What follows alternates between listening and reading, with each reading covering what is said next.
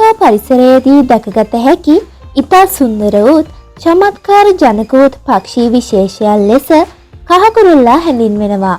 ඕරියල් කුලයට අයත් වන මෙම කහකුරුල්ලා ශ්‍රී ලංකාව, ඉන්දියාව, ඉන්දුනීසියාව වැනි රටවල ව්‍යාප්තව ඇති කුරුළු විශේෂයක් වන අතර කහකුරුළු විශේෂ 25ක් පමණ ලෝකය පුරා ව්‍යාප්තව ඇති බව පැවසෙනවා. ලංකාවේදී අපට රන් කහකුරුල්ලා, ඉසකළු කහකුරුල්ලා සහ කළු ගෙලටි කහකුරුල්ලා යන කහකුරුළු විශේෂ 3 දැක ගන්නට ලැබෙනවා. මෙම දීප්තිමත් කහ පැහැති පිහාටු සහිත සුන්දර කහකුරුල්ලා සිය වාසස්ථානය ලෙස ගසක අතුරුකිලි දෙකක් අතරින් කෝප්පයක් ආකාරයට එල්ලෙන කූඩුවක් සකසා ගනු ලබනවා. කහකුරුල්ලාගේ සාමාන්‍ය ආයු කාලය වසර 16ක් පමණ වන අතර පියාපත්වල පූර්ව කොටස දීප්තිමත් කහ පැහැයක්ද, අපර කොටස් කළු පැහැයක්ද, උදරීය ප්‍රදේශය කළු පැහැයක්ද ගන්නවා.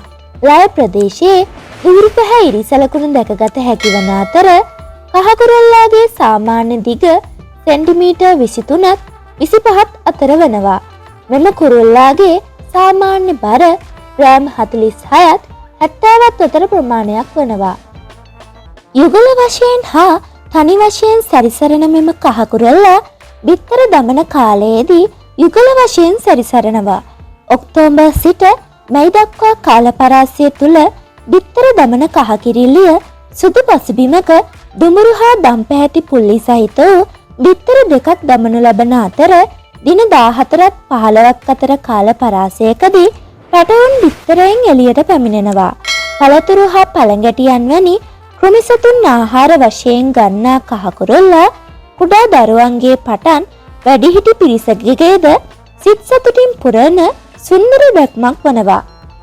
ස්වභාව දහමේ සුන්දර වර්ණ සංයෝජනයකට හිමිකම් කියන මේ සුන්දර ක්‍රියාශීලී පක්ෂියා ශාක බීජ ප්‍රචාරණය සඳහාද උපකාර කරනවා.